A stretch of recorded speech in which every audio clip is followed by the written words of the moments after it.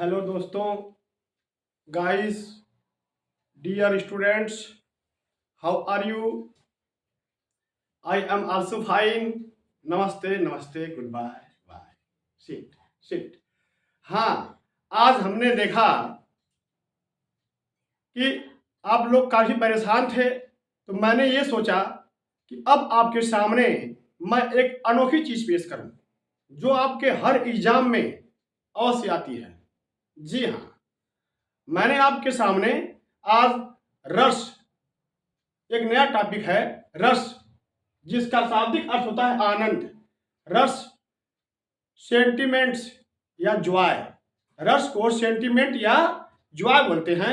इसका शाब्दिक अर्थ होता है आनंद। यानी रस किसे कहते हैं?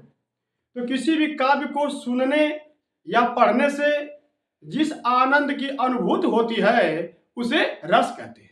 जी गाइस, किसी काव्य को पढ़ने या सुनने से जो आनंद हमें मिलता है वही रस कहलाता है। अर्थात काव्य को सुनने या पढ़ने से जिस आनंद की अनुभूति होती है उसे रस कहते हैं। वैसे तो 9 रस माना जाता है, लेकिन हम आपके सामने 11 रस लिखे हुए हैं। उनका स्थायी भाव उनके सामने लिखे हुए हैं, जैसे कि रस और स्थायी भाव। श्रृंगार रस का स्थायी भाव रति या प्रेम, रति या प्रेम। हास्य रस हास, करुण शोक, वीर उत्साह, रौद्र क्रोध, भयानक भय, विभत्स जुगुप्सा या घृणा, जुगुप्सा या घृणा, अद्भुत विस्मय या आश्चर्य, शांत सम या निर्वेद, वात्सल्य वात्सल्य या रति, वात्सल्य रति, वात्सल्य वात्सल्य या रति, भक्ति अनुराग या भगवद विषयक रति, भक्ति का अनुराग या भगवद विषयक रति, वत्सल का वात्सल्य रति, वत्सल का वात्सल्य रति। इस प्रकार से हमने आपके सामने 11 रस रखा 11 रस रखा है। श्रृंगार, हास्य, करुण, वीर, रौद्र, भयानक, विभत्स, अद्भुत, शांत, वत्सल, भक्ति। कहीं कहीं 9 रस भी माना जाता है, परंतु मैं 11 रस आपके सामने पेश किया है। भरत मुनि ने अपने नाट्य शास्त्र में सिर्फ 8 ही रस माने हैं। वे शांत रस अर्थात 9वां रस को स्वीकार नहीं किए हैं। फिलहाल जरा देखिए, हमने आपके सामने 11 रस पेश किया है। जी, उनका स्थायी भाव देख लीजिए और उन रसों का नाम देख लीजिए। जी हाँ, श्रृंगार रति या प्रेम, हास्य रस हास, करुण शोक, वीर उत्साह, रौद्र क्रोध, भयानक भय, विभत्स जुगुप्सा या घृणा, अद्भुत विस्मय या आश्चर्य, शांत सम या निर्वेद, वत्सल वात्सल्य रति, वात्सल्य रति, भक्ति अनुराग या भागवत विषयक रति, भागवत विषयक रति। जी हाँ, अब हम इसी पर 10 इंपॉर्टेंट क्वेश्चन, चुने हुए क्वेश्चन आपके सामने पेश कर रहे हैं। कृपया ध्यान दीजिए। सर्वश्रेष्ठ रस किसे माना जाता है? सर्वश्रेष्ठ रस किसे माना जाता है? आंसर है श्रृंगार रस को। श्रृंगार रस को सर्वश्रेष्ठ रस माना जाता है, या रसराज कहा जाता है, या रसपति भी कहा जाता है। श्रृंगार रस को 3 नाम से जानते हैं: रसराज, रसपति या सर्वश्रेष्ठ रस। जी हाँ, श्रृंगार रस सर्वश्रेष्ठ रस कहलाता है, रसराज कहलाता है, रसपति कहलाता है। दूसरा है अस्थायी भावों की कुल संख्या कितनी है? 9। जी हाँ, 9 स्थायी भाव हैं और 9 रस भी माना जाता है। जी हाँ, लेकिन मैंने 11 रस आपके सामने पेश किया है। भरत मुनि ने रसों की संख्या कितनी मानी है? 8। भरत मुनि ने रसों की संख्या कितनी मानी है? 8। रस संप्रदाय का प्रवर्तक किसे माना जाता है? भरत मुनि को। रस संप्रदाय का प्रवर्तक किसे माना जाता है? भरत मुनि को रस संप्रदाय का प्रवर्तक माना जाता है। भरत मुनि ने किस रस को नहीं माना या नहीं गिना? भरत मुनि ने अपने नाट्य शास्त्र में किस रस को नहीं माना या नहीं गिना? शांत रस को। शांत रस को। संचारी भावों की कुल संख्या कितनी है? 33। 33। संचारी भावों की कुल संख्या कितनी है? 33। काव्य की आत्मा या प्राण तत्व किसे माना जाता है?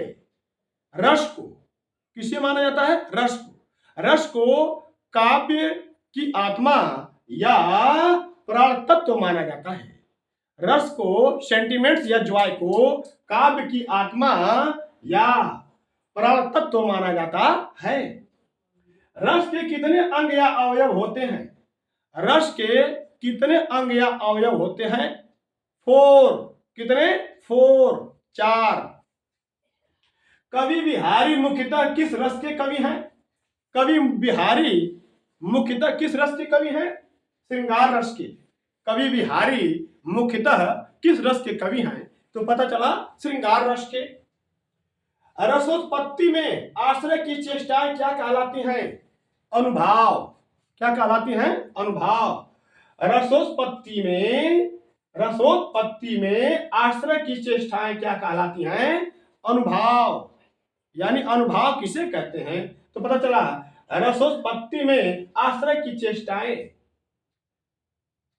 रसोत्पत्ति में आश्रय की चेष्टाएं क्या कहलाती हैं? अनुभाव कहलाती हैं। इस प्रकार से एक बार फिर से देख लीजिए, हमने अपने ज्ञान के दृष्टि से पढ़ कर ढूंढ कर लाया है। कृपया आप इन्हें भली भांति उतार लीजिए, अच्छे अंकों से पास होइए। जी हाँ, मैंने रस लिखा, उसका स्थायी भाव लिखा। जी हाँ, रस किसे कहते हैं? किसी भी काव्य को पढ़ने या सुनने से जो आनंद हमें प्राप्त होता है, जिस आनंद की अनुभूति होती है, उसे सेंटीमेंट या जॉय अर्थात रस कहते हैं। Okay guys? जी हाँ। वैसे तो 9 रस माना जाता है, रस को 9 माना जाता है, उनका स्थायी भाव 9 ही माना जाता है, लेकिन आगे कुछ कवियों ने उसमें कुछ वृद्धि कर दिया है। अतः मैं आपके सामने 11 रस पेश किया, आप जरा उस पर गौर करिएगा। श्रृंगार, हास्य, करुण, वीर, रौद्र, भयानक, विभत्स, अद्भुत, शांत, वात्सल्य, शक्ति, भक्ति। क्या? भक्ति। श्रृंगार रस का स्थायी भाव रति या प्रेम। हास्य रस का स्थायी भाव हास। करुण रस का स्थायी भाव शोक। वीर रस का स्थायी भाव उत्साह। रौद्र रस का स्थायी भाव क्रोध। भयानक का स्थायी भाव भय। विभत्स का स्थायी भाव जुगुप्सा या घृणा। अद्भुत का स्थायी भाव विस्मय या आश्चर्य।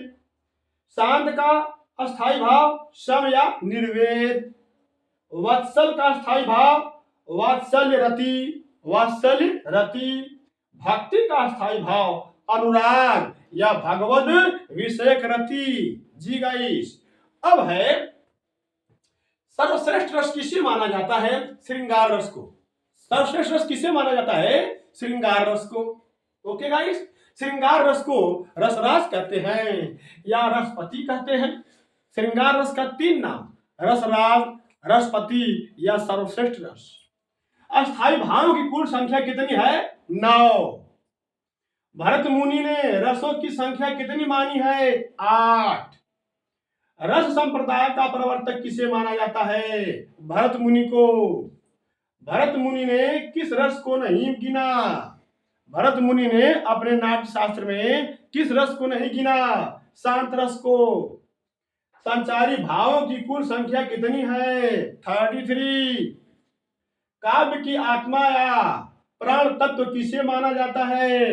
रस को। रस के कितने अंग या अवयव होते हैं? 4। कवि बिहारी मुख्यतः किस रस के कवि हैं? श्रृंगार रस के।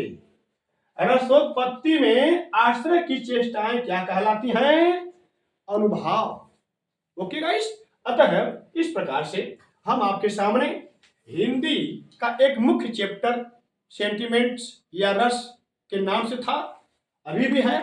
आप लोग पढ़िएगा और हमारे द्वारा पेश किए गए इन समस्त इंपॉर्टेंट क्वेश्चनों को जरूर याद करिएगा। मेरे अनुसार ये मोस्ट इंपॉर्टेंट क्वेश्चन है for all your board examinations, so you should learn it properly, carefully, attentively. Okay guys, and watch full video. After that I will meet you in other videos. So now I finish my lecture. Thank you, bye. Okay.